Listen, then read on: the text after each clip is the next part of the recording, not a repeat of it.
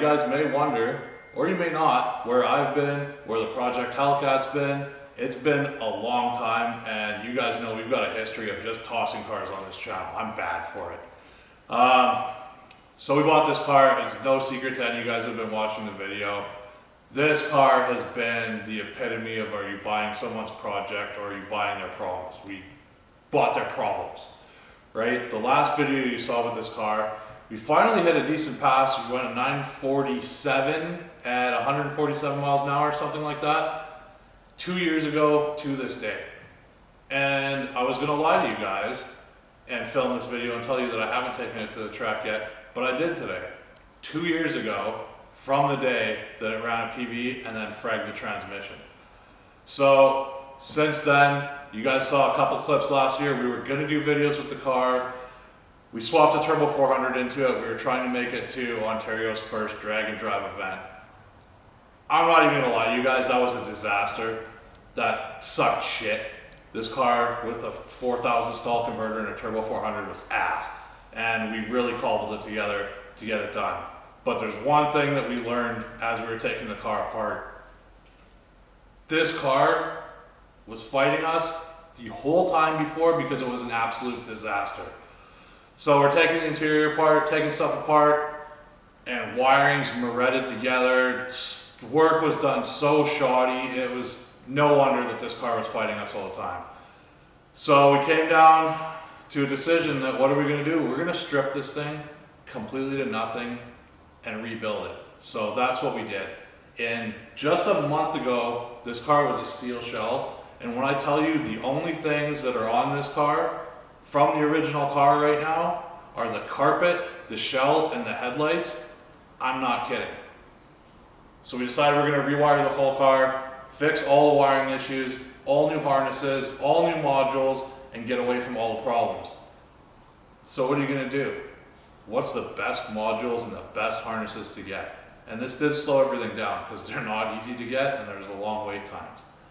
This car is essentially Canada's first Demon 170 swapped Dodge Challenger Hellcat. And we didn't stop there. Brand new Demon 170 transmission. 411 stroker, Thytec heads, OST Dyno Demon Plus cam, MMX forged rotating assembly, still has the 3.8 liter Whipple on it, got FIC 2150 injectors, and I can't wait to show you guys everything we've done to this car. So, as you guys remember from before, we've got the 15-inch conversion on the back, the big, sticky, not so sticky anymore Mickeys. We've got the Viper chair rolling into the parachute, that's new for this year. Right, we've got the full AED drag pack kit in the back. We've got the DRS diff brace.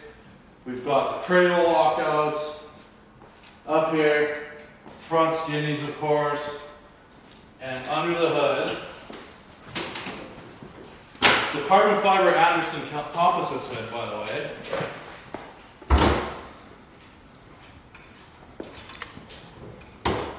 It's our new 411 stroker. So of course we've got that big Whipple 3.8 on top. You can't see any of the other stuff, but I'm going to throw some photos in here of the engine build. Someone drew a dick on the belt, so that's cool. Oh, fuck me. And then, I'm not kidding, like even this interior, you guys remember it was the caramel interior, it was a 2015. So now we've got the 170 seats, we've got the stitched door panels, the stitched dash. And this thing,